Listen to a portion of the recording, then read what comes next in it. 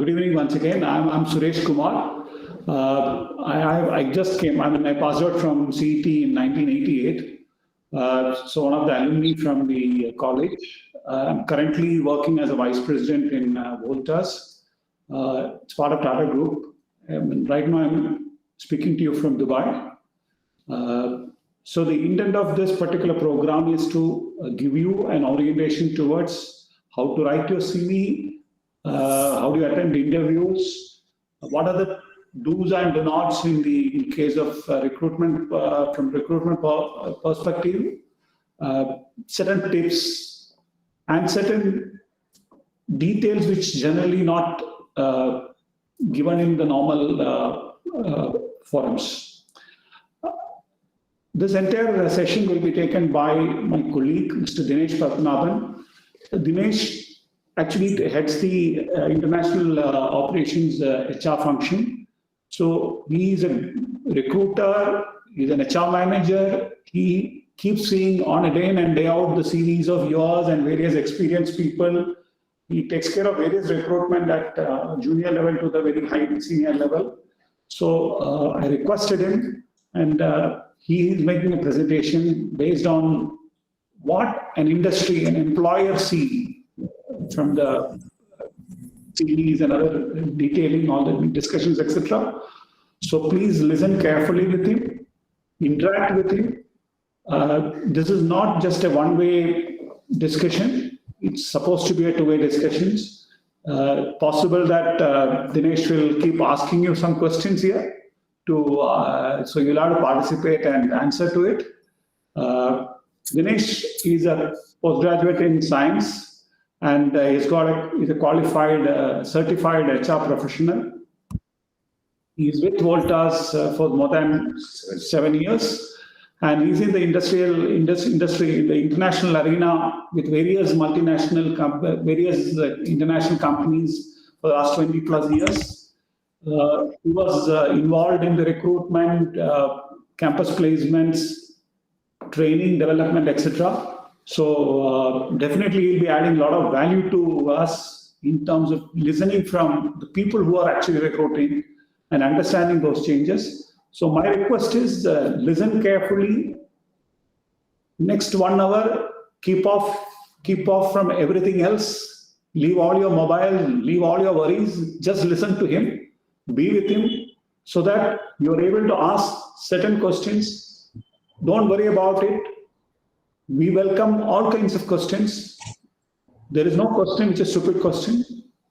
All questions are intelligent questions. And do not hesitate. Ask anything, whatever you want.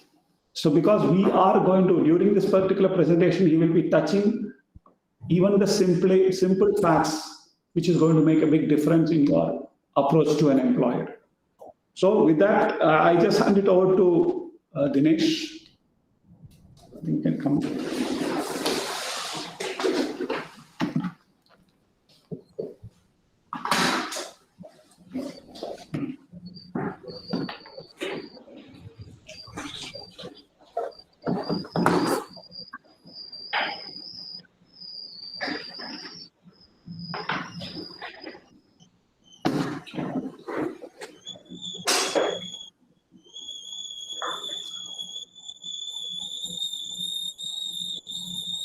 Well, good evening to all of you.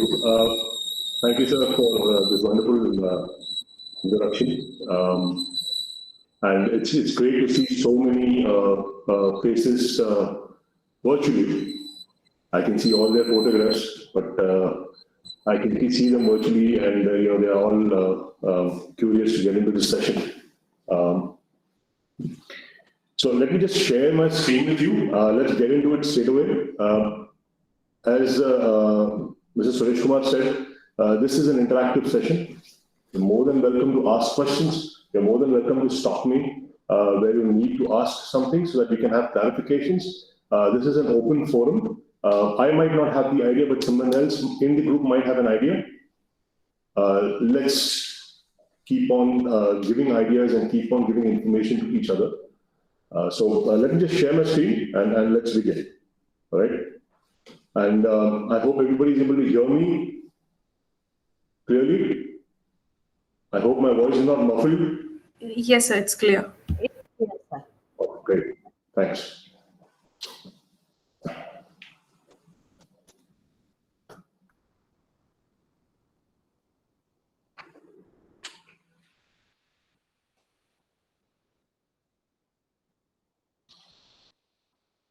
Can everybody see the screen now? Yes, sir. Well, the topic of the discussion today is how do you succeed? And for succeeding, you need to crack the code. How do you crack the code is what is the gist or what is the presentation all about. First stage or first thing that you do is how do you prepare your CV? So if you see, I've not written the word CV anywhere, or I've not written the words resume anywhere. I've written three words that says it's about you. So the document that you make or the CV that you make is not about anybody else, but it's about you. How do you stand out in the crowd and make an impression with the employer for whom you have, to whom or where you applied for a job, and how do you present yourself as the candidate, to be the right candidate to be selected for that particular role that you have sent an application for. I've tried to make it as simple as possible. There will be a lot of words, there will be a lot of information there on the screen. So I will be going through them one by one. And as I said before, if anybody wants to ask any question, please, more than welcome, raise your hand. We'll stop, we'll have the question answered, and then we'll go ahead. So here goes. It's all about you. So how do you prepare a CV?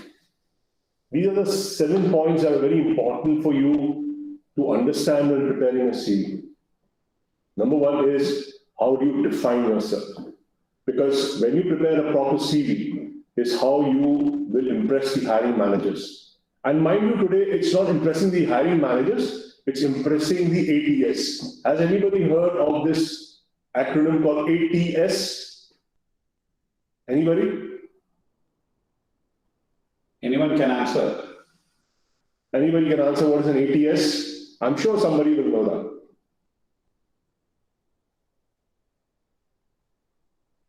Well, it's nothing but the applicant tracking system. Many organizations today use that because it's very important that when you put up a job requirement, there are a lot of information given in the job description that comes across to you.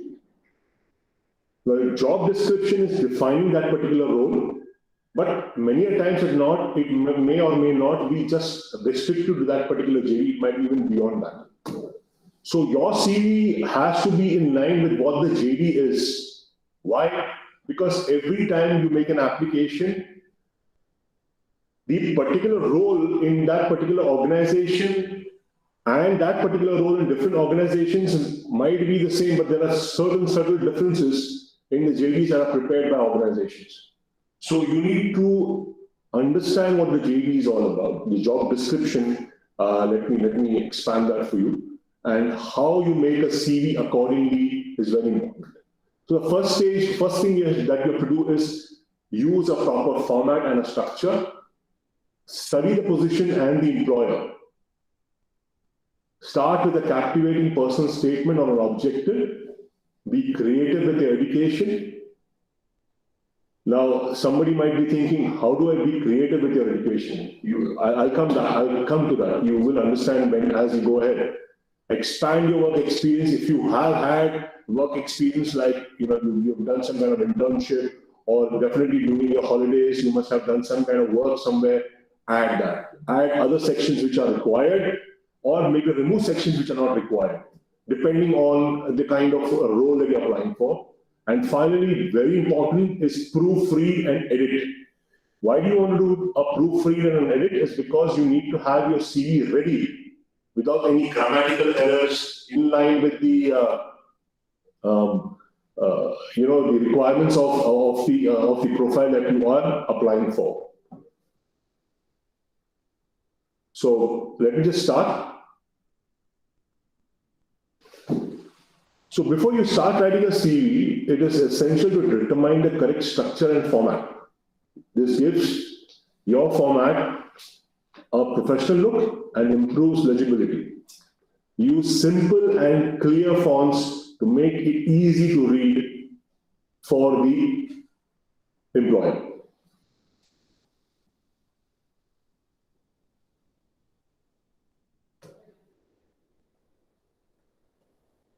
Here are a list of the fonts that you may want to use, or the best fonts that are usually used for preparing a CV. The fonts are Arial, Cambria, Calibri, Godot, Darmon, Times New Roman, Helvetica. These are some of the best known fonts that are used for making a resume. Your resume structure should not go beyond the word for the font size of maximum 11 to 12.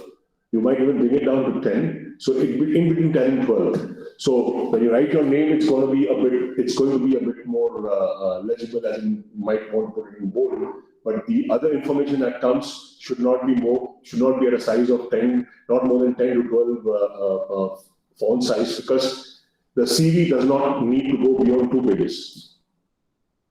It's always better to keep the CV just restricted to 2 pages, because it then gives the opportunity for the person to really read through your CV as soon as it passes through the ATS system and it has actually hit all the required points that is needed in the CV. I think when you say ATS, I think let me just clarify it here because for the purpose of those who are non-IT people, ATS is an applicant tracking system which uses basically the artificial intelligence and it's a software-based system.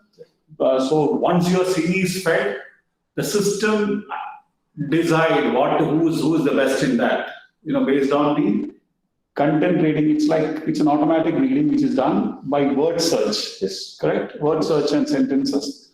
So that's why Dinesh said it is very important for you to use a CV with simple English, with clarity, which is specifically intended for a job description that the employer wants. And thank you, sir. But many a times you must have also noted that there are many websites, as soon as you log in, you will see some kind of a box popping up. That's a chatbot. That's nothing but an ATS. What is the ATS doing? It is actually asking information from you. So it says, "Welcome, Dinesh. What do you want?" I'll say, I'm looking for a job. Okay, which area you're looking for a job? So I'll say, for example, human resources. Then it'll ask, what do you want to do? Do you want to, post your CV here, or do you want to apply into the company website and, fill in your details and say, I want to post my CV here? What happens after that is once the CV gets onto the chatbot, it actually starts looking for that particular role or those particular words in your CV that matches a particular role that is there in the organization. As soon as it finds a match, it automatically pop up certain roles that are available, which it thinks are a good match for you. So then you can go ahead with the application for that particular role. Or if it does not, it'll say, we can keep it as a speculative CV, and once we have something, somebody from the organization will get back to you. So I'll share an example with you once we finish this particular section. I'll show it to you online also. You can have a look at how it works. And you must have even seen it on many other websites like Amazon, for example. I'm just giving an example. Amazon also has this kind of a chatbot. There are other websites that have these chatbots that come in, maybe for other various reasons. So coming to the presentation once again, very important for you guys to research on the employer and the position that you are working on that can help determine the education, qualifications, and skills that you need to include in your CV. Right? So if you can check the job description in your industry, identify the common skills that the employers want to see in your CV.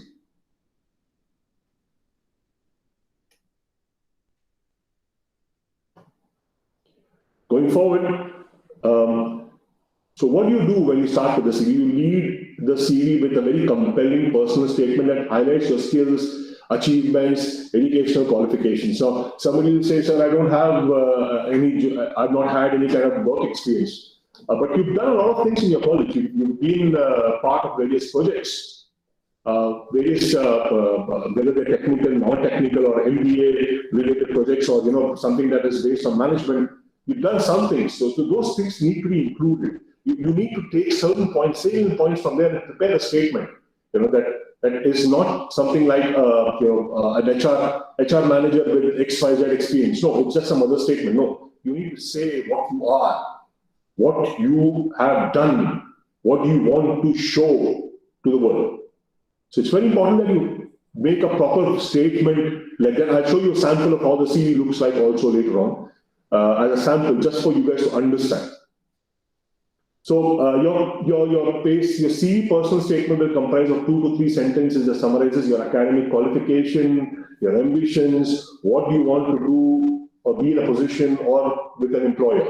So if you have no work experience, you can use a section to highlight the relevant skills. If you've done any kind of volunteering services, any coursework that you have done that makes you an ideal candidate to be chosen for this particular role. So I'm not sure how many of you are still studying or how many of you have actually finished your MBA or your MTech, but I usually recommend people to start working on their CV in the second year itself, because usually MTech is for 2 years, MBA is for 2 years. So the first year is basically your study, but the second year you really need to start seriously thinking, because that's when you decide on the area that you want to finalize on, and you really need to decide how you're going to make your CV then. Because you really need to start working in the second year itself. At least in the first 3 months itself, you need to start working and building on this, because definitely at the end of the year, you're going to have campus interviews, and people are going to come from different industries, different companies, and you've got to be part of these interviews. So step 4, now this is divided into 3 parts. So I'm just expanding on what we said in step 3. So students usually lack certain work experience to be included in the CV, so you can add relevant subjects, coursework, projects, awards, grades, what you received, that increases the chances of, getting the role that you are looking for. Let me stop here. Does anyone have any questions? Or are we okay to go ahead? Any question anybody has, please feel free to ask. I'm not able to see. Revati, right? Yes, sir. I'm not able to see your chat, so I would be more than grateful if anybody can just pop up and start speaking, because I have a screen in front of me. Yeah, Revati, please go ahead. Yeah, so just a clarification which means that it is ideal that you prepare a separate CV for each company that you would attend, correct? Absolutely correct. You've hit the nail on the coffin, I would say. Perfectly right. You need to do that. You might have 10 CVs in front of you. But it's very important, because every place has a different JD. Every company has a different role. Today, what you're doing might be redundant in the next 20 years. So you need to think ahead. It's very important that you need to start developing your skills that even beyond what you have studied at times. It's very important that you prepare your CVs as per the JDs that are there. So you might have 4, 5, 6 CVs in front of you. But do you understand one thing, Revati, that once you have these different CVs, and when you start looking at organizations which are posting for particular jobs, once you have done the background work, you have those CVs ready, it's only for you to just pick and drop. And along with that, you need to have a very compelling, letter of interest. I would say a cover letter. But I don't call this as a cover letter, it's a letter of interest. Why? Because what is that you are interested about in that role is what you're going to talk about in your cover letter. It's there in your CV, but the cover letter is also very important. So your cover letter changes as your CV changes. Both the things keep on changing. So really, you put a very right question, and it's very important that everybody does that. And any other question from anybody, please? Good evening, sir. Good evening. My name is Sorry, your Pavin. name, I'm not able to see your name. What's your name, sir? Pavin. Oh, okay. Okay, tell me. My question is it necessary to restrict the CV to one page? See, I would say as you grow in the next couple of years, you start working with people, your CV will keep on changing. Now, initially, when you prepare a CV, I would say restrict it to about 1.5 to 2 pages, don't go beyond that. And as and when you start growing, your CV, that's for the future. I don't want to get into that because right now we're starting to get into the initial phases of how the CV is made. Somebody would recommend you should have only 1-page CV because you're a student. But then, you're not able to highlight all the information that you want to give. So it's okay if you go up to 2 pages. But ensure that you have the right content in the CV. You can't keep on adding stuff which is of no relevance to the employer or the hiring person or to even our lovely friend from the neighborhood called chatbot. You've got to be very, very careful when you make the CV. So when you look at the information that is being flashed in front of you, you need to be very, very precise on what you put into the CV as an information that goes to the employer for where you're applying for a job. Am I clear? Okay, sir. Thank you. Yes, clear. Anybody else? Anybody else? Or should I go ahead?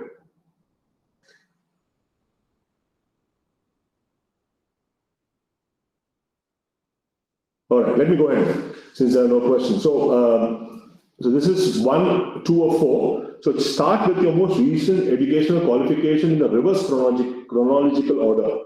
That means the one that is the latest is going to be on the top, and the one that is the one that you've done before will be at the bottom. So, for example, if I've done a master's in science in 2021, it will be on the top.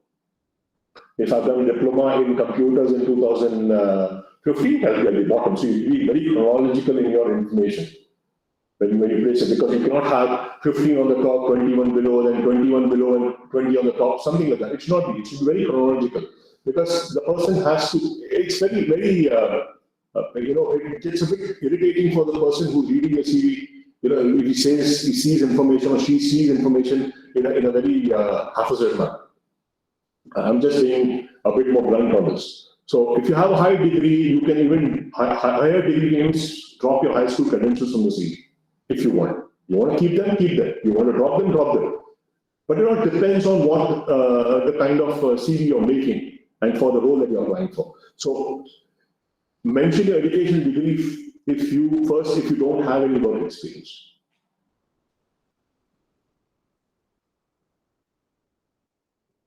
Oops, sorry. Came to the wrong screen. 1 second, please.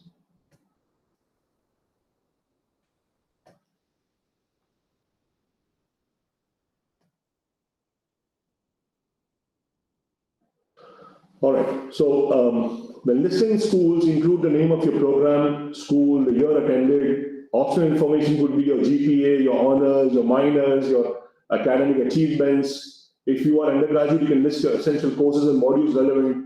You can also include your expected degree classifications and previous grades if they improve your candidacy. So it's all about what you want to show. You may want to include, you may not want to include.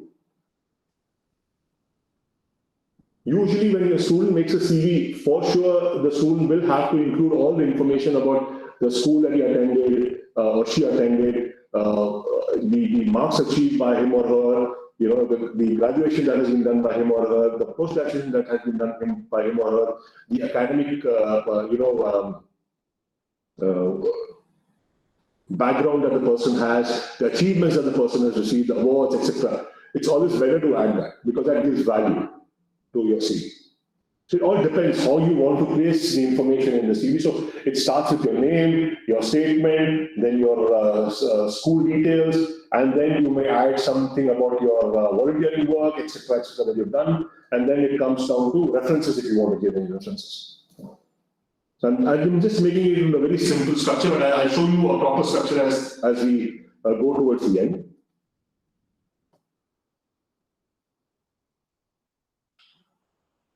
So I'm just repeating whatever has been done, and there is a lot of information in front of you. So don't get worried about it. I will have this slide shared with you, so you can take your own time and read about it and understand it better. Even if you don't have any work-paid experience, you can include volunteering work, placements, internships. Yeah. If you've done it full-time or part-time work that you've done, you can include that. The position that you put, for example, you've done some kind of work, each position that you're adding should include the company name, the job title, the number of months you work, or the years that you work, what are your key responsibilities, highlight the skills that you've gained, experience, achievement that you've gained, yeah? Add only the responsibilities relevant to the job you're applying for and quantify your accomplishments with figures if possible. Quantification becomes a bit difficult, but as you grow for the next 10 years or 12 years, you will definitely have, for example, you'll be getting into a marketing role, a lot of sales, a lot of marketing you're doing, you're giving a lot of achievements to the organization. Say, you reduced, you increase the sales by 50%. So you can mention all those things, but that's future. So these are something that I'm talking of, which is now, as well as something in the future you can think about.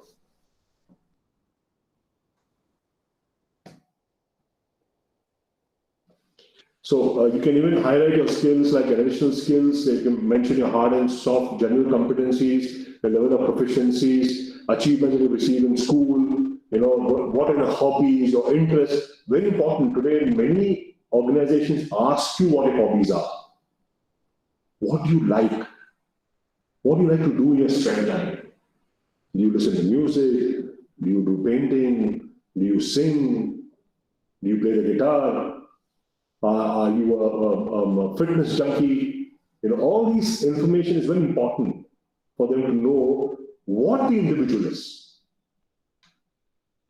Your CV will only tell you what kind of professional you are. But those hobbies, those information that you share is telling them what you are. Yeah? How can the person fit into the culture of the organization is very important. Nowadays, many organizations follow this rule. For example, if you're taking someone into an organization, you have that person welcomed at the first stage, you have an induction done, you have the person go through the various departments of the organization. Well, the person gets culturally assimilated into the organization and starts thinking in lines of the organization, starts thinking and building on the culture. Being a part of the Tata group of companies, Voltas also follows something called the Tata Code of Conduct. There are about 25 Code of Conduct, and there are many things that are explained in that. So when a person joins the organization, the first thing we do is induct that employee into the organization. I've got my colleague Harish Chandra Dhawan also sitting just next to me. He usually takes a lot of, he does a lot of induction programs. You're not able to see him on the screen, but he's available. So hi everyone. He does a lot of induction programs for the new employees that come in. He takes them around to meet the various managers, various employees. When they go to the site, they get oriented on being a project business. He gets oriented. They get oriented on what's happening in the project. They meet the project head. They meet the various discipline heads. They meet the engineers, supervisors. We've got a white collar level and we've got a blue collar level. So you've got workers working. So people have to start getting assimilated into the culture. Right? So sometimes they ask you these questions which will really highlight or define you as an individual. So the hiring manager might even think, okay, this person can fit into the culture of our organization. Some things like these are very, very relevant. You can do that. You've got to think in those lines when you make your CV, when you talk, I'll tell you how to, the next section is basically about interview, so we'll go there. So the final step that you need to take is proofread and edit the document multiple times before sending it to the employer. There is a website called Grammarly. You can just download Grammarly onto your laptop, and it's a free software, and it actually proofreads and does a lot of grammatical errors, sentence changes for you. And you can use that. You can even send it to some of your friends, or speak to your mom, dad, or your like anybody you know who's working in an organization who can actually proofread the CV for you. There are many services that are also available online where people, it's a paid, these are basically paid services, but these people are the people who have been recruiters all their lives, so they understand what the CV has to look like. You can even use those options if required. Why not? It's a bit, you need to spend some money, but it's good enough because that's really going to bump up the way your CV looks and how it goes to the organization. And that particular CV then can be refined into different CVs as you go forward, like how Revati does. So you can do that because that helps you to improve the content and the quality of the CV. If you have a third person looking at your CV, it will improve how the CV looks like. See, CV is like your label. In a label for a product. See, when you go to a shop, supermarket or a shop and buy a particular product, what is your first attraction? First attraction is the label which you see. Okay, or you go for a movie, what do you do? See first the teaser or a kind of the poster which you see. That's your first attraction. So please ensure that you have to attach a lot of importance to your CV. That's why this much time is spent on what should be there in the CV and how the quality control, quality assurance, which need to be done in the CV, etc. Please download this grammar in your computer. It's free available. You can just check the grammar about whatever you write actually. All kind of typos and grammatical errors can send a wrong impression to the recruiters because that means the recruiter will think that you're not actually seeing what you've written. Because what happens is when you speak to a recruiter, you're going to speak about what is written in the CV, correct? So that's your impression to the recruiter. So why not we do it right first time? So it's called RFT, right first time. It's always good to do that. Right, so going to the next stage.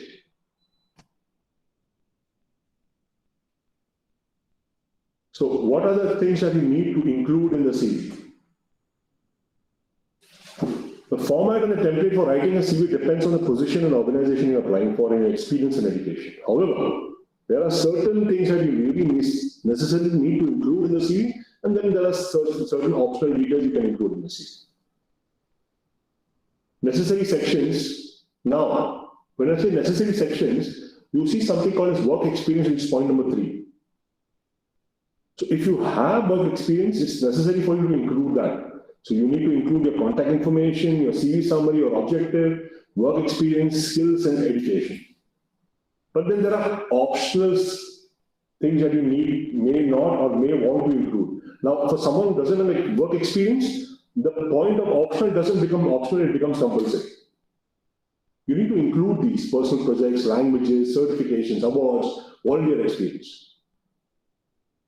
But if someone has an experience and wants to include this, you can. The word is optional. So it's for you to decide whether you want to include that or not. But if you don't have work experience, the word optional doesn't stay. It becomes compulsory. You need to include those things because this is how you highlight yourself and this is how you bring your CV out to people. I think a lot of you are MBA students with some work experience, so definitely you can put it. But some of you must have taken up an MBA immediately after your graduation. So definitely those aspects which are those specialities, what you have got, some awards you have got, some NSS work you have done, or some social work you have done, or you have done some published some article, all these things will carry a lot of weight in your CV. So this is what the CV looks like, just as a format. So you see your name, your contact address, phone number, email address. That should be at the top of your CV, right in the center. Because it's going to flash, example, this who is Aishwarya all about, as an example. So you've got the name of Aishwarya about, then you've got the contact number, you've got the phone number, you've got the email address. Very important today.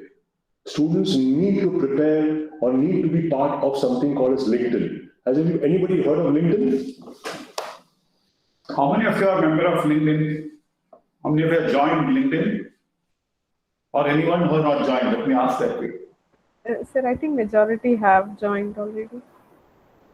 Okay, excellent, excellent. So it's very, very important that you include that, when you go to your LinkedIn page, your own personal page, on the top of the browser, you see the link of your page with your name at the end. Just copy and paste that on your CV. Just one advice to all of you when you put it in LinkedIn, please ensure that the photo you put is a proper official photo. Yeah. You don't put your dog's photo or the farm or a garden or a flower in the picture, because the employers today, the first thing as an employer, my first search is on LinkedIn. We all do the LinkedIn search and find out what kind of person he is, etc. And please do not post social issues on your LinkedIn. LinkedIn has to be a professional forum. And LinkedIn also we are able to, because those people with advanced search options can even identify kind of information which you're going through, kind of sites which you are going through, the kind of trainings which you're taking, all that can be traced from the LinkedIn. So please use LinkedIn very carefully. It's not like in a Google where somebody will put, I'm able to see some of the pictures, somebody puts flower, somebody puts some kids photograph and all those things. Please do not see when you're attending an interview, when you're attending an online interview, please ensure that your photos are put properly in your DP. The DP has to be very important. And another important issue, what are the challenge as an HR person we face here is the contact information, very, very silly mistake, but people don't give the correct telephone number. And when you're getting interviewed by an international firm, please give your international dialing number. Don't assume that the employer knows that you are in India or you are in Kerala or something. If you're giving a landline number, please give the STD code, etc. Similarly, the email address, we have seen a lot of mistakes. They give a space, they give a wrong, one letter is changed. These kind of mistakes can cost you a job. Because like we started at the beginning, it is the automated system which you are using. The automated system cannot understand common sense mistakes. So, as Mr. Suresh Kumar said, these are very, very, very important things that you need. So, when you're preparing a LinkedIn profile, yeah, there's no need for you to put a passport photo there. Put a proper photo there. Try and use a white shirt or something that is plain. When it comes to the ladies, you need to use something plain as a dress, or even the formal, jacket or something that you usually wear. You can wear that. That has to be very formal.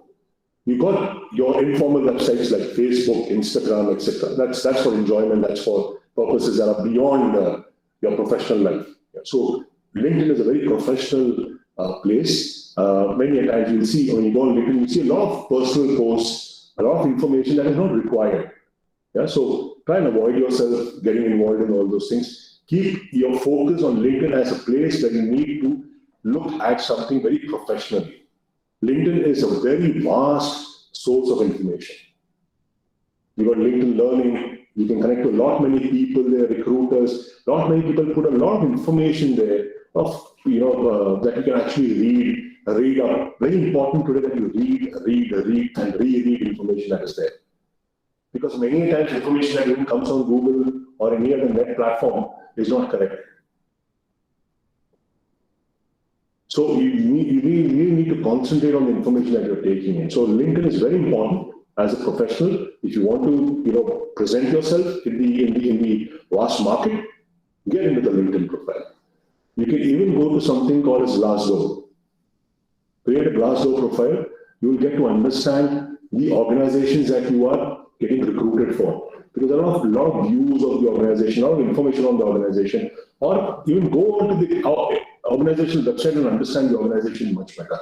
Also, you might even try to speak to people who belong to the organization, who are there on LinkedIn, get some information, speak to them. You might have a lot of your own ex-students who are your seniors who are actually working in the industry, and you might even connect to them.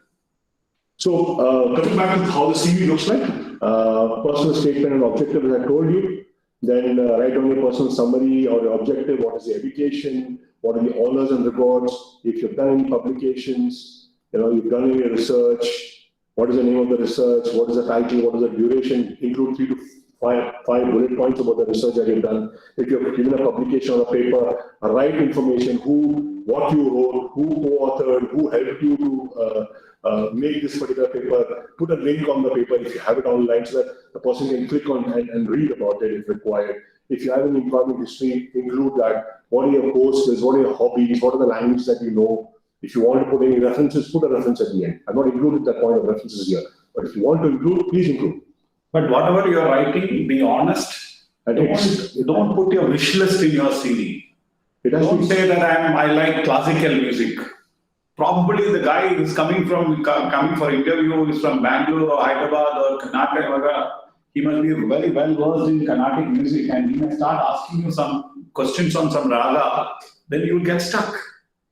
See, these are all the things the employer will tend to check up actually. So you have to, and when you say about I'm involved in social work.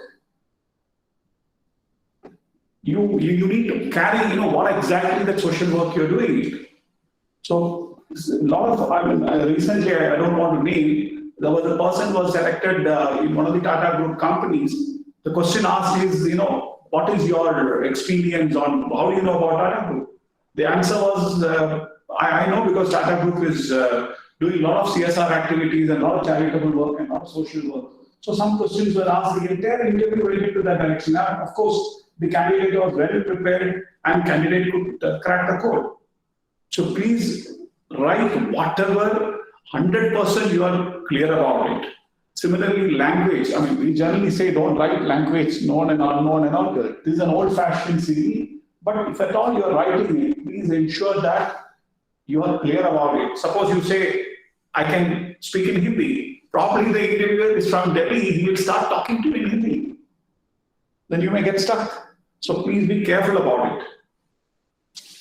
Right. So that's all about the series. We blasted you guys with a lot of information. There's a lot of things to absorb. So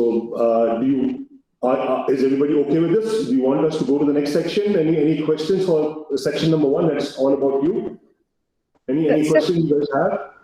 Sir, could you please repeat the platform name that you mentioned towards the end? Once again. The platform name is called Glassdoor. GLASSDOOR. Glassdoor. Glassdoor. Yeah, it was not clear. Okay, thank you. It's very famous. Everybody knows about Glassdoor. Yeah, there are many websites. Monster Gulf.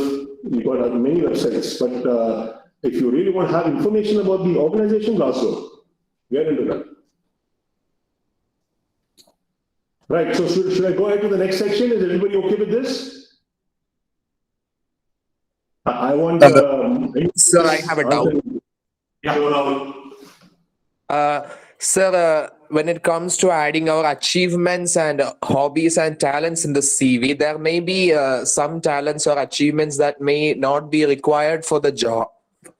Sorry, for the job that we are applying for. Still, is it necessary to add all those in the CV? The first thing I started off with is you're making a CV as per your JD, correct? Right? Yes. Now you are the decision maker as to what you want to include, what you want to exclude, right? Now for that particular role, you think that particular achievement that you have is not that important, exclude it. It's all right. Nobody's going to ask you why you've not done that. Well, during the interview, you might say, but there's no need for you to include it if you don't feel it is necessary for you to include. Up to you. But generally, you should be in a position to see. Most of you are in MBA guys, and so you should be in a position to sell it well. So you should actually, some of your achievement, you can relate to the job. Yeah. See, you are an excellent speaker, or you have won table tennis tournament. Why don't you want to put that? Put that. Put it. It's important. Actually, you can relate. You can relate. Probably, you are being recruited for a marketing job. Okay, sir. Some of the hobbies are very important. In fact, yesterday I was talking to banking guy, they were talking about, simple, there is a Premier League, Indian Premier League is getting shifted from India to UAE. So somebody, when the moment we started talking about it, one youngster says, the boundary line sponsorship. The boundary line sponsorship is a big number because what happened, the maximum camera hits are there on that. Correct. So you are an MBA person and you're being recruited. Probably these kind of informations will give you a lot of opportunity to interact with the interviewer and probably in your case. Okay, sir. Thank you. Anybody else? Should we go ahead? Right, let's go ahead. Let's go to the next section, which is about interviews. Now, how do you prepare for interviews? It's the most important thing. Now your CV is ready. You send your CV, it passes through the ATS, it reaches the hiring manager. The hiring manager loves the CV, so he wants to speak to you or she wants to speak to you. Today, in the world of COVID, everybody does it online, but then there are times when you used to physically go and sit in front of a person. So, how do you prepare yourself for an interview, whether it's face-to-face or whether it's online? So, the most important things that you need to consider is, I hope everybody can see this. I'm trying to make it as clear as possible. Can you see this now? Yes, sir. So, Yes, sir.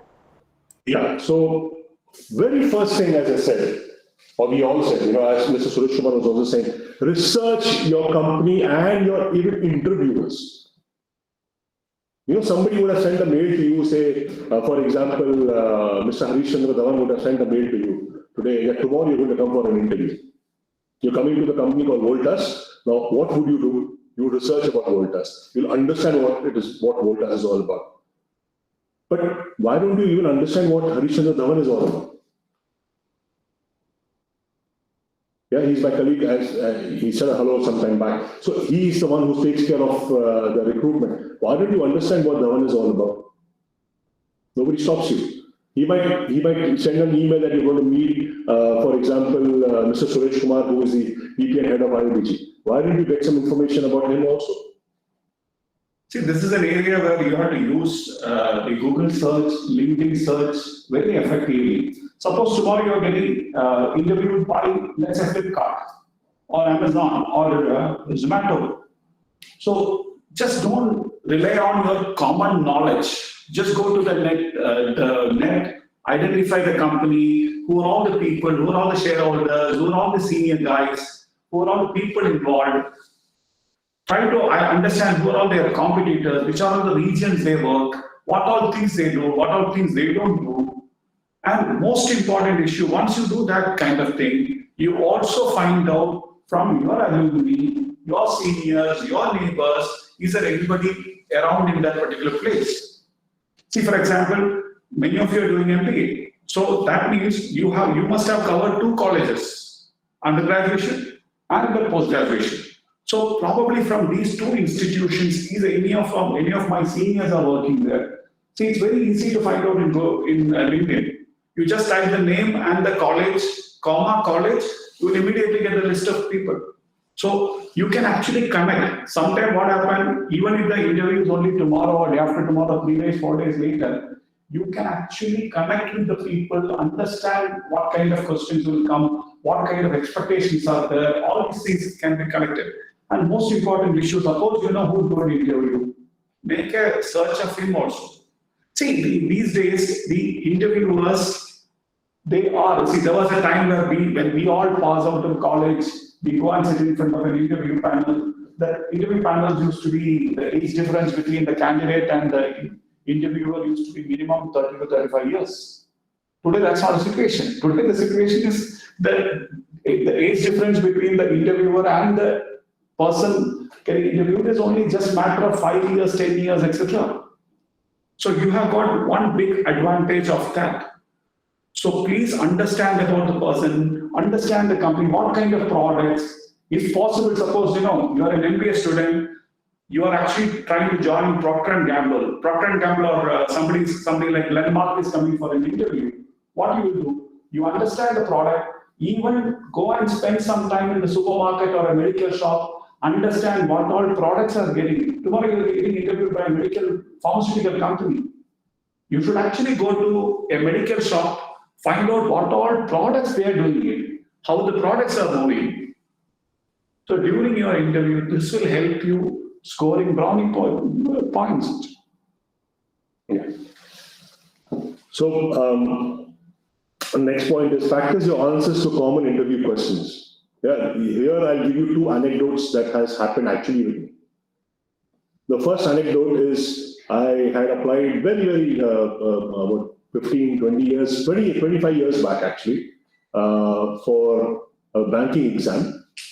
I cleared the banking exam, I got through the group discussion, and then one day, after the group discussion, a couple of days later, I got a call that there's going to be a panel interview for you.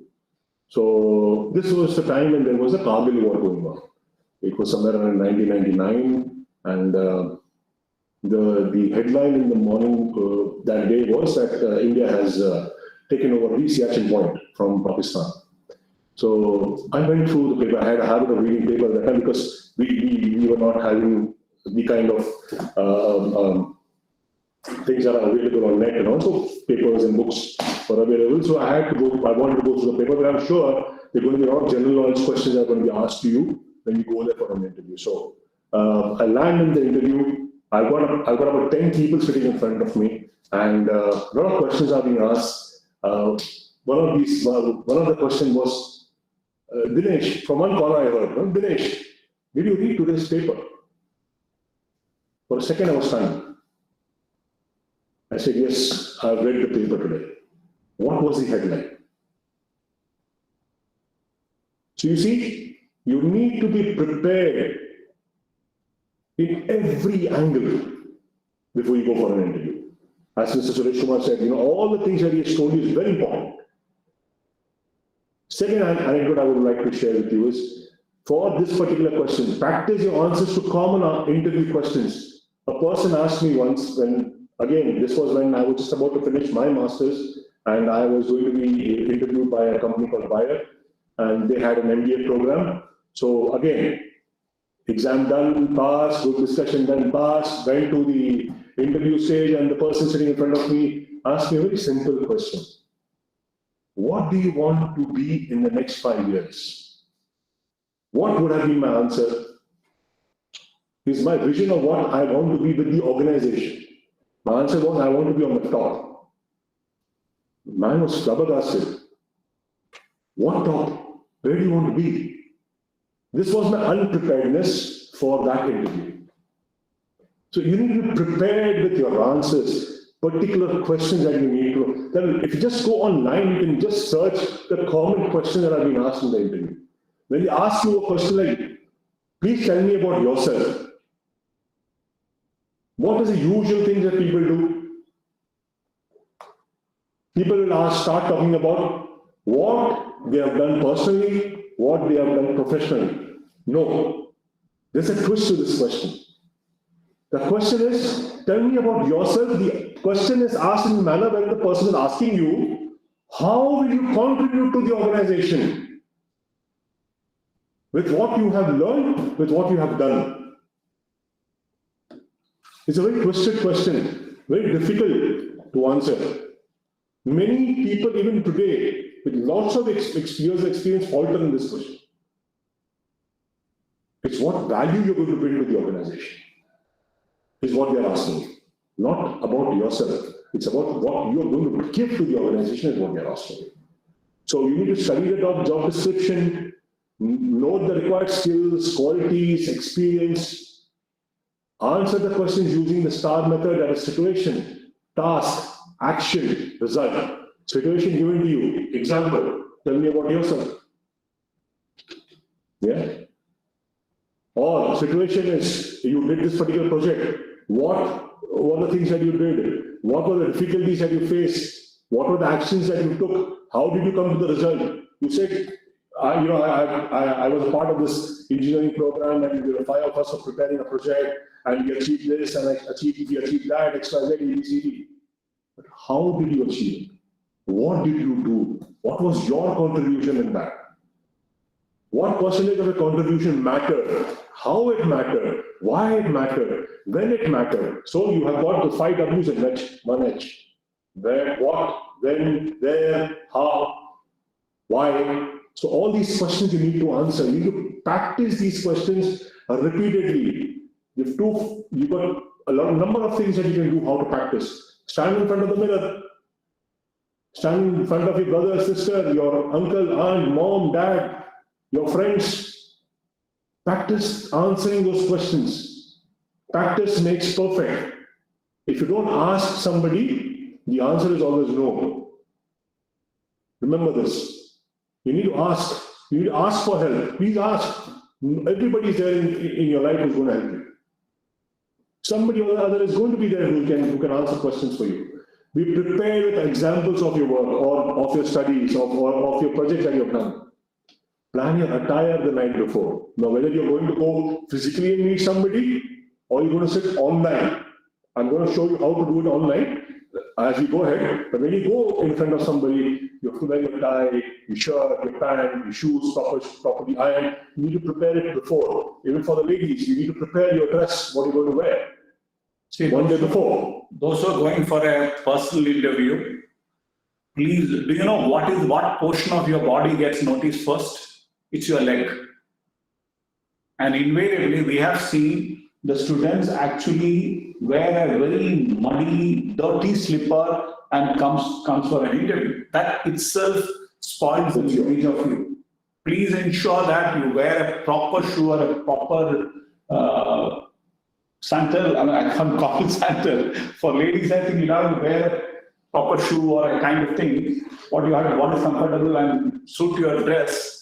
Please ensure that this is done. And do not wear a shirt with a flower and all kind, flashy kind of thing.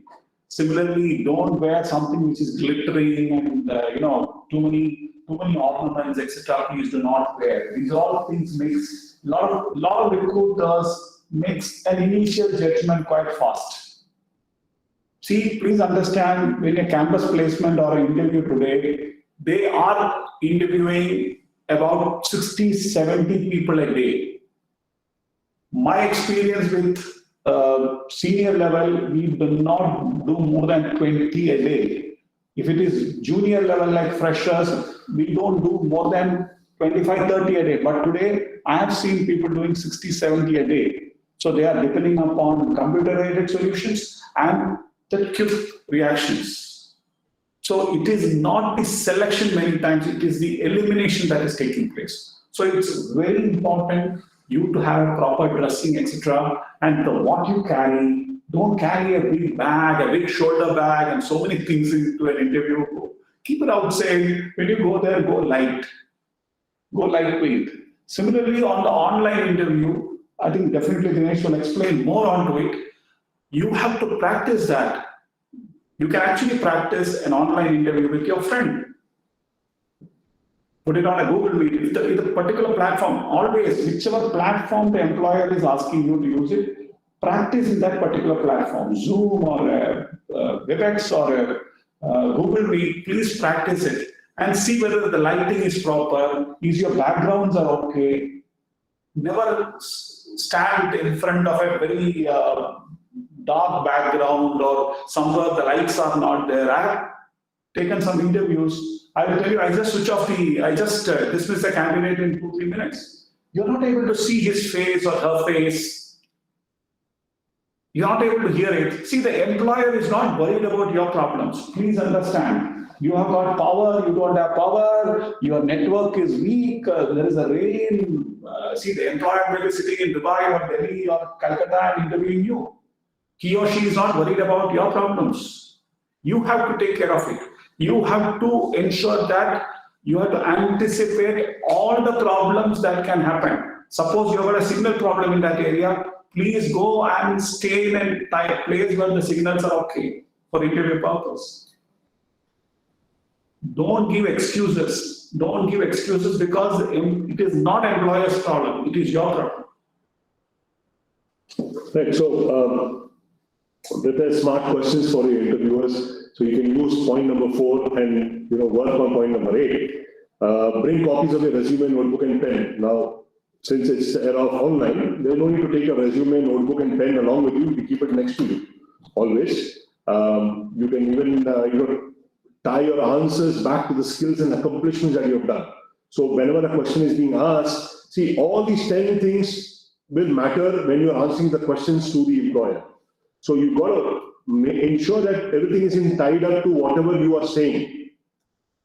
So let's come to point number 1. Understanding key information of the company you are interviewing with can help you to go into your interview with confidence. Using a company website, social media posts, recent press releases will provide a solid understanding of the company goals and how your background makes you a great fit. So this is very important. You need to have this information ready with you. As Mr. Suresh Kumar said in the start, before we started this particular section, he spoke about if a person gets into marketing, you are being interviewed by a pharmaceutical company, you need to understand the products. You need to know what the products are all about. Sometimes I've seen children or I've seen students who even, say, example, there is a medicine for Panadol. We use Panadol or we use Cosin there in India for fever. People have actually gone and read what are the ingredients of that. They tell you these are the ingredients. That's the depth of analysis done by the individual. See, for example, an FMCG company is recruiting you. You should know exactly your packing, advertising, placement, everything. You should have an idea about it. Similarly, it's another very interesting subject, I'll tell you. If you're being selected, you're getting interviewed for a medical equipment company. Let's say tomorrow Philips or a GE or someone else is coming, Sanyo or somebody is coming to campus or outside, you are getting interviewed. So when you're interviewed for a scanning equipment, the person who's interviewing you expect that you should have at least some idea about these equipments. So before the interview, go to the next clinic or a hospital, catch hold of somebody, ask him what is this machine looks like. What is these kind of things which are looking like? There are testing equipments these days, because of COVID, there are a lot of testing systems are happening. So whether these testing instruments are okay. So please, you have to do a lot of homework before you present yourself in front of an interview board. Right.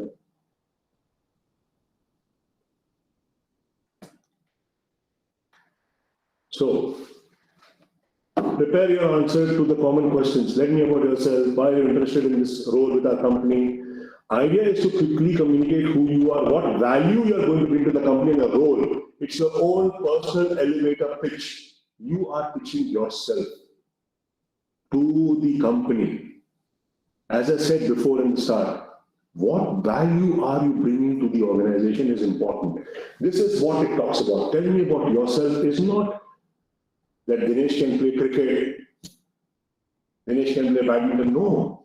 What value are you bringing to the organization is very important for you to understand. So you have to bear this in mind when you prepare for the answers. Have multiple answers ready for this. There's no issue, but prepare. And if it's an international organization, please understand which all countries they are operating, what kind of operations they've got, what all the factories are located, what are the headquarters, regional headquarters, etc. You have to understand. See, one common mistake which we are seeing when we interview junior level people or entry level people, they have got very little knowledge about the geography. Unfortunately, these engineers and MBAs, they hate geography and history. But the history and geography is very important when you get into the market, especially for the marketing side. Right. So you have to refresh yourself. I remember those who are doing undergraduate studies, we had a subject called History of Science and Technology. I think most of us used to skip it. But that particular subject has got a lot of value because when you try to relate your industry with the regions and countries and the international commercial circuit, you have to understand this history and geography of the places. There are cases where I have seen an all-India marketing position. If you're recruited, somebody will say that, okay, you will be placing you in Calcutta, but you will have to take care of the northeastern states. Can you please tell me which are all the northeastern states? Then you blink, you don't know. That means the interviewer gets a feeling that you're not serious about it. So please understand all these things, which is very important, and what kind of languages they talk. You don't need to study that particular language, but at least you should know what are the languages covered, which are all the people, what are the geographies. See, you should not say tomorrow somebody asks you where is Guwahati, then don't tell that it is in Sikkim. So this is very important. So we want to print, so going with point number 2, what you need to do is print out whatever your answers are to specific skills to the employer is looking for, the examples of your past and current work that aligns with these requirements. Just adding to what Mr. Suresh Kumar said, another anecdote I want to share with you guys. I applied for studies. When I was studying, I wanted to get into architecture, so one day I decided to go and apply for that. I had taken a set of, I love to paint and sketch, so I had taken a set of drawings with me. And the person sitting on the opposite side, again, same thing. You start thinking, this man always talks about doing the tests, going for the GD, and then finally failing in the interview. But yes, I have failed. Here also I failed. But how I failed? Because I did not know the information about the drawing that I had shown. I had drawn Buland Darwaza. You know where Buland Darwaza is? It's in Fatehpur Sikri. The person asked me on the opposite side, you've drawn this, do you know where it is? I did not know. I drew that particular Buland Darwaza, which is based in Fatehpur Sikri, very close to Agra. But I did not know where it was. And mind you, I failed because of it. But these are the learnings that I'm sharing, because these are the anecdotes that have gone through with me. So just to tell you how much you need to prepare for these things. Very important. When you're going for studies, when you're going for work, you need to be very, very, very, very well prepared for this.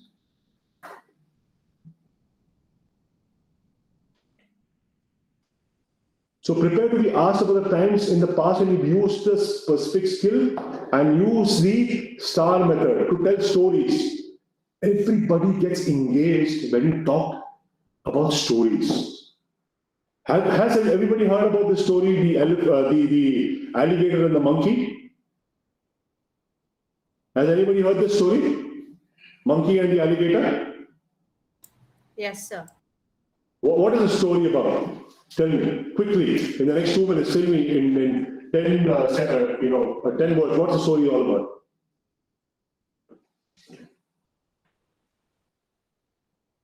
Come on. Come on. Someone said, yes, sir. Who is that person? Tell me what the story is. I'm sorry, I'm not able to see the name from so far.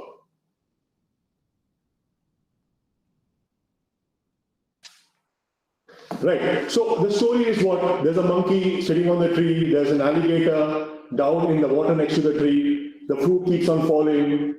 The monkey takes it and eats it. He doesn't want to give it to the crocodile or the alligator. Alligator becomes friends. He starts giving the fruit. One day, the wife of the alligator invites the monkey home for lunch, but actually she wants to eat the monkey because she thinks the heart is going to be very, very sweet because he's eating a lot of sweet fruits. So it's the stories that you've been telling our children or you have been hearing from your parents, but the way they say it, that makes an impact on you. You remember the stories the way your grandfather, grandmother must have told you, or your mom or dad must have told you, or uncle, aunt must have told you, or you must have seen it on the TV in the form of a cartoon. Even the person who's showing the cartoon has some person speaking on the back. It's the way the person explains. So those stories are very important. The way you say it is very important. Because that's how the effect is going to go towards the employer who's actually interviewing you. So use the situation, task and action and result method of answering those questions. Practice your answers very loud. Stand in front of the mirror and then say those answers. When you start saying it, mom or dad might rushing. Hey, what happened? What happened? No, you're actually practicing those answers to those questions.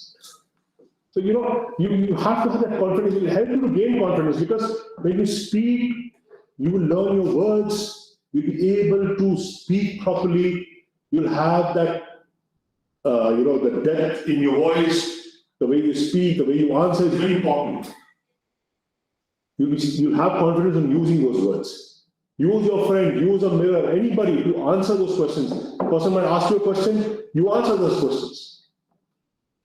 And make eye contacts with the interviewer. If it's only one person, please ensure that look at that interviewer. If there are multiple people, please ensure that you gaze around, look at everybody and answer it. Yeah. See, the common mistakes which we have seen with the entry level interview, what is happening is people generally look at the table or look at the floor and talk, or look at the ceiling and talk, or look at completely different location and talk. Please don't do it. You have to look at the people and talk. In case you have got a throat problem, please tell them, I got a throat problem, so I'll be a bit slow. Or you have got a stammering issue, don't worry about it. We are all human beings. Just tell the interviewer that I have got a stammering issue, so I will be a bit careful about it. Please pardon me. That's it. People appreciate frankness. So please ensure that, and again, before getting into the interview, at least have few spoons of water, at least ensure that your throat doesn't run dry. You're going to sit in front of them for about 20-25 minutes. So, or carry water or ask for water. Nobody will object it. Right. The interviewers might require you to submit a list of references. If you're included in the CV, they might not ask you. But they would want to speak to those people because these are the people who can reference you based on your work, or based on your character, or based on what you've done in your colleges or in your schools. So you might want to include that.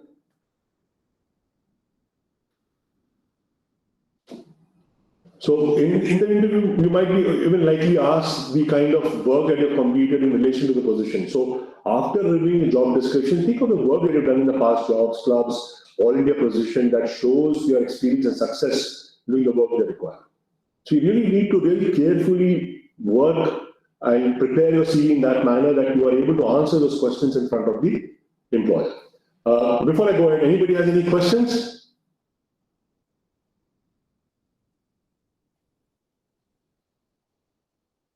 All right, let me go ahead. So interview is a two-way street, remember that. If somebody is asking you questions, today's world, they will expect you to ask questions to them. As an example, I've placed over here, can you explain some of the day-to-day responsibilities of the job that I'm going to do? Ask questions. As an example, somebody is getting hired as an HR manager. I would go and ask, why are you hiring an HR manager? What happened to the one that is before me? Or is it a very different role? Have you brought it in for the first time? What is the reason of getting into this role? So they have to have questions from your end, because at the end of the interview, they're going to ask you, do you have any questions for us? So those questions you need to prepare, for which you need to do a lot of research. We've been telling that in past Wala, the kind of research that you need to do, kind of information that you need to have. All those information should be ready. Put it on notepad, write it down. Even if you see those questions and ask them, no problem. Nobody's going to stop you from doing that. We cannot remember everything. It's better to write it down.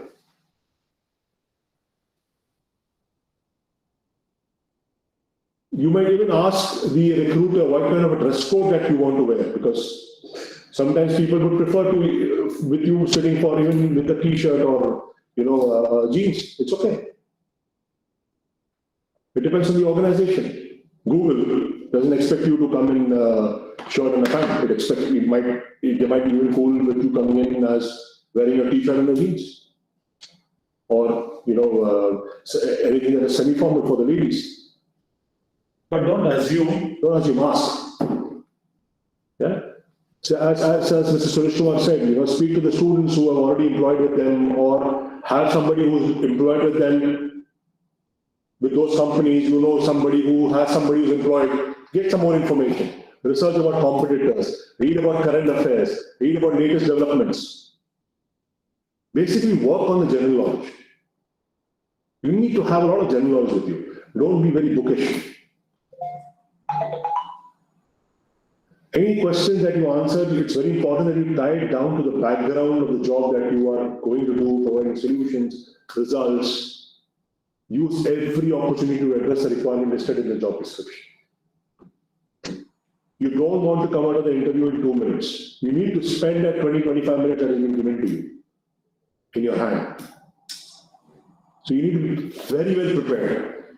Work as much as you can. Many times the recruiter might call you just one day before saying you have to come tomorrow. If you need to burn the midnight oil, burn it. But yes, please do rest before you go. Sleep for a couple of hours. You guys are young. I would not say you should not sleep you can even sleep for 4 or 5 hours. No. Take proper rest. Because you need to be awake when you go for the interview. Sleep early in the night, get up early in the morning, spend that time to research and get more information. As I gave an anecdote before about reading the paper, I did that just before going for the interview. So I was able to answer that particular question. But finally, now, today's world, you need to be very much prepared to get the interview done online. So what do you need to do? Interview details, you need to get the details in advance about the format of the interview, what video calling service is going to be used, will it be a panel interview? Questions like these should be clarified. Interviewer may or may not choose to divulge all details, so contact them for any information that you need, any clarification that you need. Ensure that you have a proper background behind you. It has to be a white background if possible, or a background that is light, that doesn't hurt the eyes of the person who's on the opposite side of the screen. Do some practice run with your friends, or with your dad, mom, or your brother, sister, whoever is there. Do a practice and understand whether they are able to see you. Is the light proper? Very important. Lighting should be there. Proper lighting should be there on you. You're able to see you because there is some amount of lighting. Good lighting is there.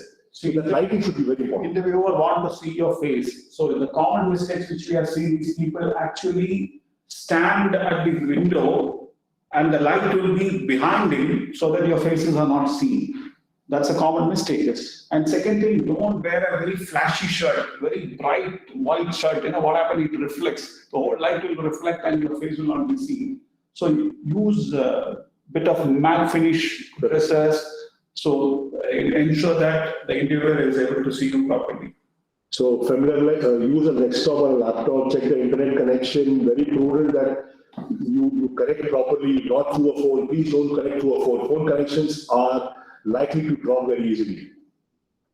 Yeah, familiarize yourself with the technology. People are using, even people who are using technology regularly may find sometimes things daunting. Very careful you need to be. You need to watch tutorials to see how meeting software works. Background lighting, very important. Dress up as you would dress up for a proper face-to-face interview. Yeah, boys, just don't wear a shirt and a shorts below. Wear a proper pant and shirt if you want to wear a proper pant and shirt. That gives you the confidence.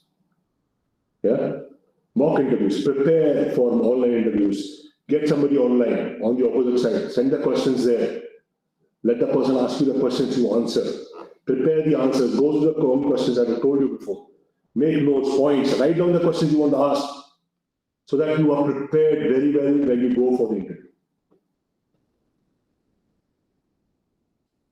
Now, interview is done, dusted, everything is done. What do you do after that? You forget about the interview? No. Within the next 24 hours, there should be a thank you note that goes from you to the recruiter whom you spoke. Many occasions, even there are occasions where the candidate has been rejected, but the moment we see a thanking note from him, we also get a feeling, oh, this guy has responded very well. Probably, that particular day was not belong to him. So why don't we try? We will make one more interview. There is a possibility. So please give an acknowledge. I'll give you an example. This time I got the job, okay? I did not fail it. So I'm from Bombay, and I live in one part of the town, and I had to go to a different part of the town, and I had to change trains. And that particular day, I was wearing same white shirt and pant, and I had my CV ready with me, and I boarded the the train. So that particular train, I had to take the train to a particular station, and then from that station I had to change and take another train. The train was extremely crowded. By the time I got off that junction, my shirt was not white, it was black. Completely black. I sat in the train, I went for the interview, and when I reached the interview, mind you, it is not a movie, it started raining. I got off the station, it started raining. I did not have an umbrella, I was getting late for the interview, there was no rickshaw available, I had to walk in the rain. With a formal pair of shoes, shirt, bag, black shirt, yeah? Because of the mud and the dust that was there in the train, I reached the interview place. The person who was the MD there interviewed me. Everything was done. I left. Next day, I sent an email. The lady, the MD was a lady who responded back. We did not go as per what you dressed. We went as per what you spoke. The day was not good for me to present myself, but the day was good the way I spoke. I got the job. Yeah. So these are anecdotes that have actually happened. So I'm able to share this information with you. Very important that you create a subject line, a proper greeting, express appreciation for being interviewed, restate why you're interested in the job, refer something that you discussed during the interview, and make an offer that you might even want to do something towards that particular role when you join. You want to provide some additional information, remind them of what the established deadline, and then close it with a very professional sign-off. Yours sincerely. Yeah? Or best regards. Don't write yours faithfully. Don't write yours faithfully. Right, so this is all about interviews. I'll just run through something called as resources. Now, I'll share these links later on. I might be, Dr. Jayashree might share them with you later. Yeah. There are resources on the LinkedIn. You can go through these 2 YouTube videos that can help you to do a lot of searches on LinkedIn.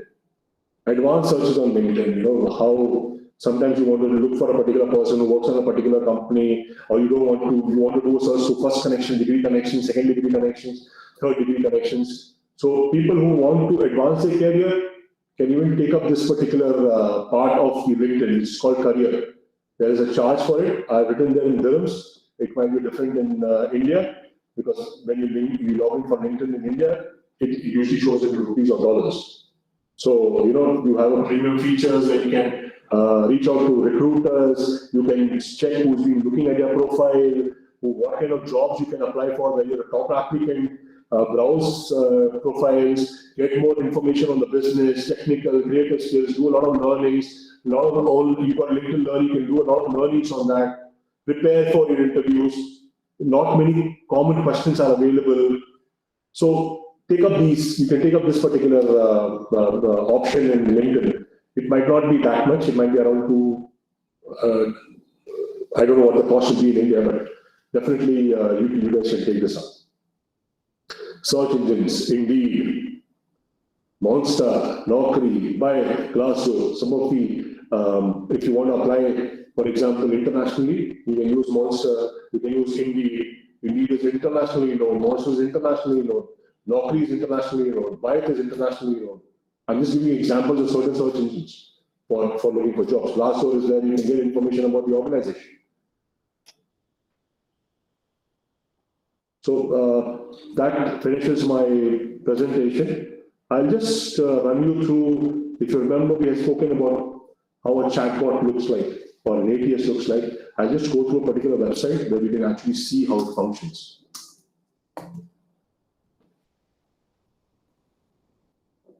Can you guys see my screen still? Yes, you can.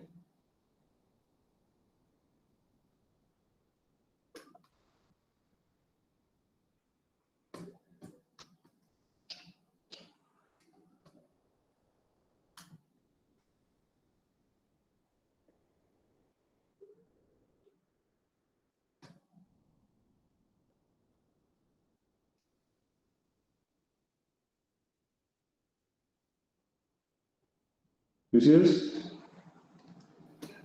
So when I select administration, it tells you what it is. You can apply for those application status, and suddenly, as you go to the particular website career section, you will see the chatbot here. See, can you see this? The chatbot is up now. So it is asking you to apply, find out more about the organization. There you can, when you say apply, it'll ask you. It'll ask you which country you want to work. I would say United Arab Emirates. Then it'll ask you which is your area of expertise. So these are the ways of utilizing the ATS, how it's being utilized by organization. Let me just share with you certain CV samples. Give me a second, please.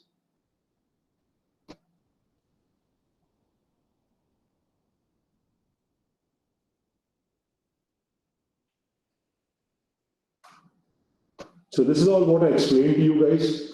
Now you can see some samples here, some templates. This also I had shared. And this is an example. I'll just increase the size. So you see? So you have a resume, name, address, phone number, email address, personal statement, education, honors, awards, publication, research, employment history if you had any, skills, hobbies, interests. This is a high school resume. So these are a sample that I'm showing you guys. For a master's student, person who's done master's, name, professional summary, education, that the person has done education, research if you've done anything. See, bulleted. All those areas are bulleted. What is the employment history if you've had? If you don't have, no problem. Hobbies. See, swimming and salsa dancing. Hobby. There's no harm in mentioning these things. People want to know you as an individual better. Right? So I come to the close of my presentation. Anybody has any questions? I will just stop sharing. We would like to hear from you. What is your doubts, or you got any questions? Please shoot.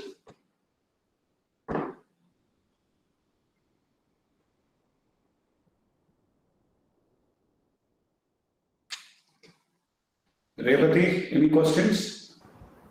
Sir, actually, I was wondering, like, you shared the sample CVs with us.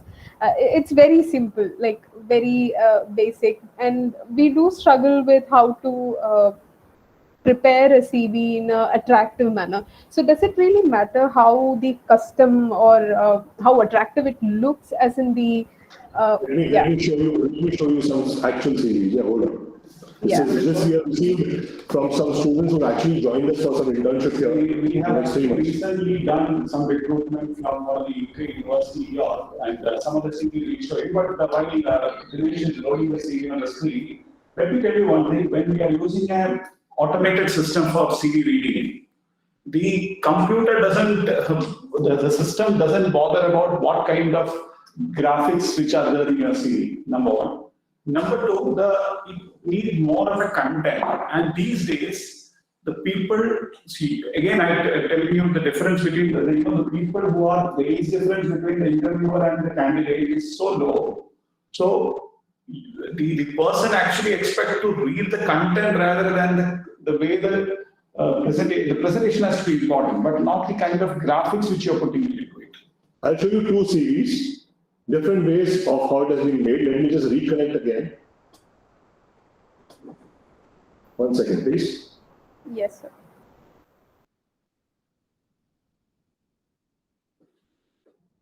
That Harriet, what you are showing. Yeah. Right, I'll just share my screen again.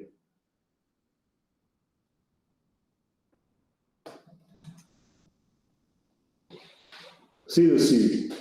Can you see my screen? No, it's coming. This is our student. See, the person is still studying. Press the right button.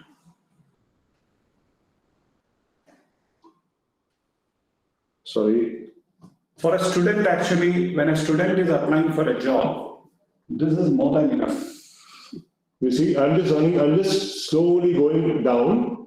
You guys can quickly read what is written here. So the person has worked, the person has done academic projects, education, you see the grades included, qualification, software, other information, languages, and driving skills if you have. So this is one type of a CV. There's another type. Can you see that? Career goal, education, technical skills, academic projects, other skills. See, this person doesn't have any experience, but how the information has input. Two different CVs, one with experience, one without experience. Can you see that? Yeah. So this is how it has to be. I personally wouldn't. There are many organizations that ask you to put a photograph on your CV. Yeah, personally, as a recruiter, I would not want to see it. I want to read about you. I don't want to see you. I will see you when I meet you anyways. So that space can be saved. Many times people ask, should I put a photo? I would say, why do you want to put a photo? Because there are many diversity issues.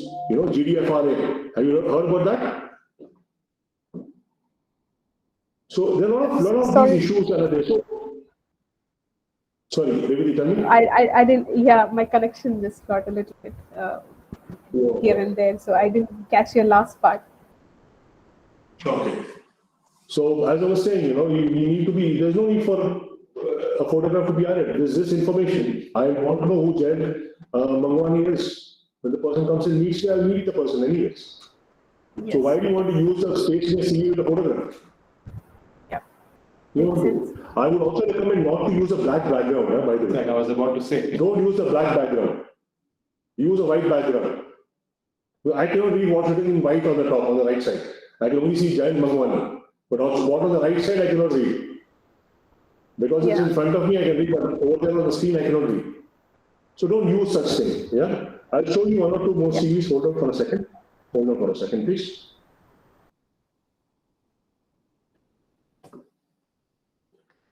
They're typical CVs, yeah? I'm just showing you. See this? Please put a photograph. This is typically a British style CV. Yeah. If you go to a country like Germany, example, Germany, they will ask you to put a photograph. UAE, they will ask you to put a photograph. India, they might not ask you to put it. US, they will never ask you. Never. Project experience. So can you see this? Project experience. Everything is added over here. This is a sample of where the person has put the photograph. References can be provided on request. See this? No, it has been made with colors and background. But it looks very, very, straight. There's a lot of information. Can you see this? Here are some of the samples that I'm showing you how the CVs are. I will not be able to share these CVs with you because these are personal CVs of individuals. But just to give you an idea, there are a lot of websites online that will give you sample CVs. You can just pick, choose one, and start preparing. You see how the person has put in.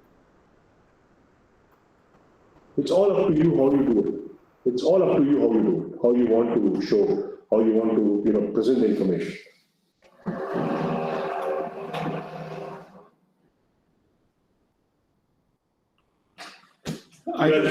Any other questions? Yes, sir. Anaka. Yeah, please, shoot. Hi, sir. My name is Aksa. So my question is regarding the personal statement. So I took a screenshot of what you showed on the screen, and it said, lead with a compelling personal statement that highlights your skills, achievements, and educational qualifications. So, sir, we have been fortunate enough to have similar sessions, and right after the previous session, I prepared a resume for myself. So I kind of collected so many resumes from my friends who are working. And in one of them, I saw a certain person. He actually said, it went like this: I am a ENFJ personality type. He actually said his personality type and he wrote about it. Do you think, what's your opinion about it? Do you think it's actually wise? Can you repeat it? I didn't understand what you said. What was the last thing that you said? Personality type? I didn't get it. What? So this person, soon after he wrote his name, as his personal statement. In his personal statement, he included his personality type. For example, he just said, I am an ISTJ personality. And then he wrote his skills and all. Do you think it's wise to, No. write your personality type No, in? no, Okay, sir. no, I wanted no. to know Because that from a actually- professional. I think I said it's a very good question. Actually, what happened, you're actually putting what you call cart in front of the horse. Yes, You're actually putting some blocks yes. for an interviewer. So I think it's avoid Doing such things. doing such things actually. Avoid. Okay, sir. Thank you so much. Anybody else? Come on, CETNs. I thought you guys are going to ask a lot of questions. I was already prepared. Hello, Mr. sir. Suresh Kumar, to give all questions for you. Hi, sir. Yes. Tell me. My question is for a fresher, if an interviewer asks what value you can add to the company or organization, as a fresher, what answer they are expecting from us? What have you learned? What have you done?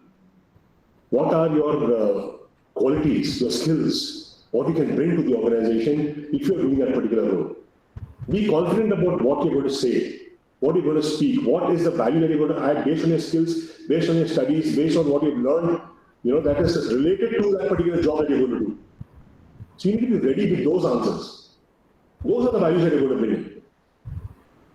See, you are a good learner, or you are a good in academics. Then your analytical skill can be something which you are going to contribute.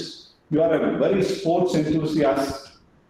Probably, you are going to be a very hardworking person for the organizations in running around and doing everything and all those things. You've got capacity to do an extraordinary work during the day. That's something can be done. So you have to relate to what is your strength.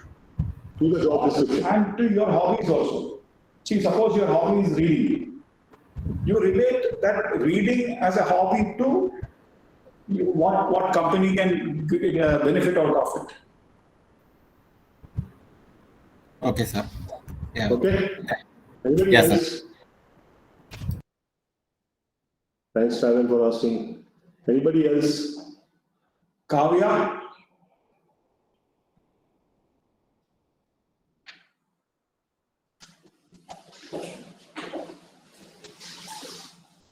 Kavya, how was the session?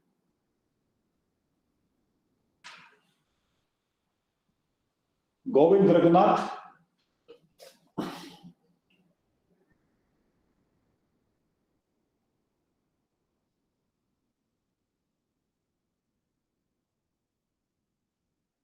Srijit KV?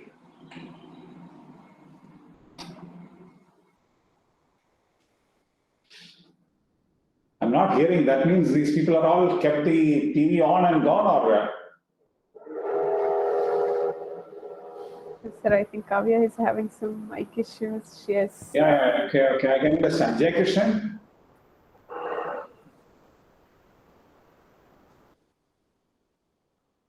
Hello, sir. Sir, do you have a sample of cover letter? Yeah, that's a problem.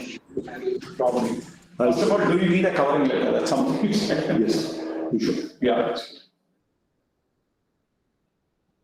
I'll share something with you guys. Hold on for a second.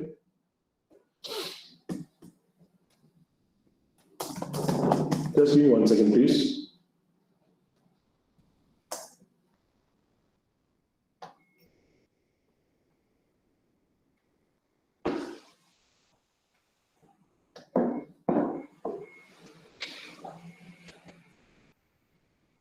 All right. Let me share my screen again.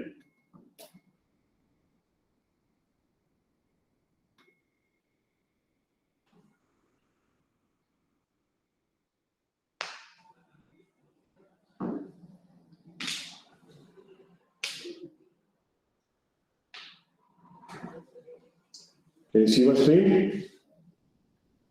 Yes, sir. All right. So, here.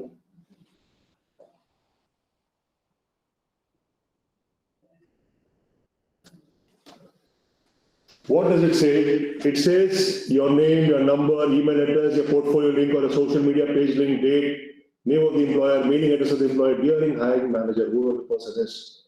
Greet the hiring manager, state your name as well as the position you're applying for. Then second and third sentences can mention how you found the position, express enthusiasm for the job. You can also detail who you heard the position from, if required, if a colleague has referred or if a friend has referred.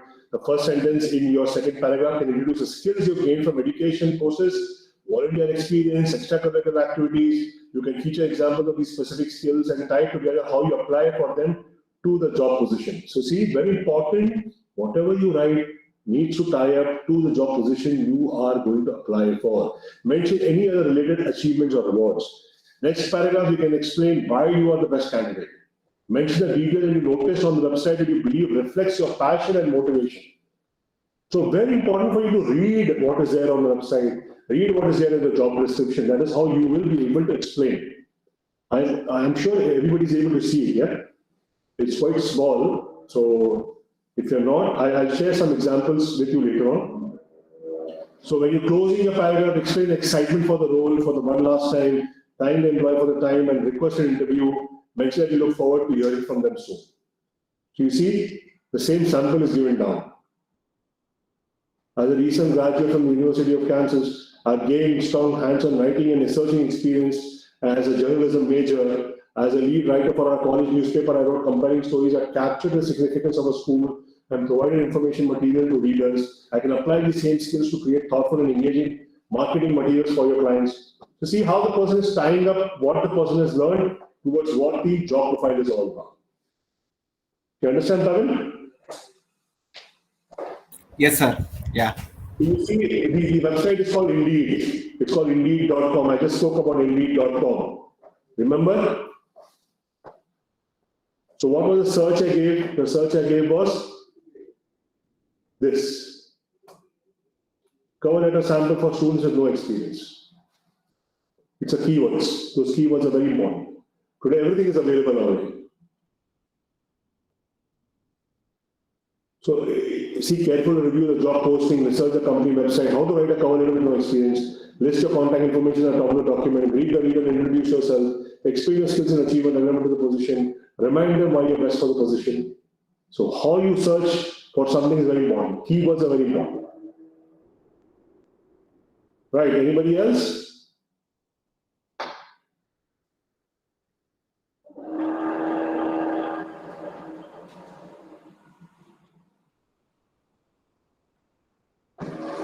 Give it another 5 minutes. If nobody has any questions, then we can maybe disconnect. I leave the floor open for the next 5 minutes.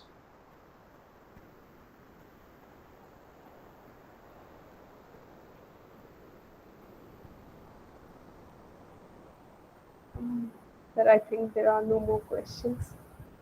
All right. Yeah, Well, then, so yeah, if I may, so I have been given this opportunity to, this privilege actually to propose a vote of thanks, and sincerely from our end, it was such an informative session.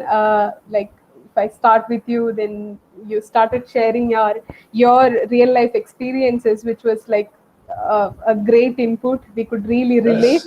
Let me interject here. That's the power of stories. Sorry? Those are the power of stories. That is the power of stories. Yes. Remember, yes. I spoke about this. Those are the power of stories. You need to use stories to engage the audience. Definitely. I mean, you showed us live exactly how to use the STAR method. So, yeah, starting from the simple thing like what phone should you use in a CV to how to crack an interview session. The session was amazing. We had so many takeaways. And Suresh sir, all throughout the session, he was giving us vital inputs. If I take one, like keep the eye contact and all. And Harish sir, I think he was there throughout the session. And Krishna Kumar sir was there with us for almost the most of the part of the session. Yeah, thank you so much on behalf of the entire CT MBA students. Thank you so much for giving us this opportunity to get this interactive session. And thank you, Sita, for again giving us this opportunity. And thank you all the participants who have been here with us. Yeah, thank you so much. I'm not giving any elaborate or extravagant things. Just a simple thank you. Thank you so much for having us here. Sir, if you want to say something. Yeah, it's all the best because our intent is what we thought from our Voltas side. We thought it is better from an employer's perspective we give you, because we always sit on the other side and start interviewing people. But what we expect and what kind of questions we generally ask and what kind of, how to make it simple. That's what we were planning to do. So I hope the session was useful for all of you. Yes, sir, definitely. Wishing you all the best. Be in touch with us. In whatever way we can help you, we'll definitely help.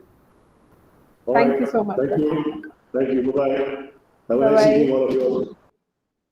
To you too, sir. Bye. Stay safe.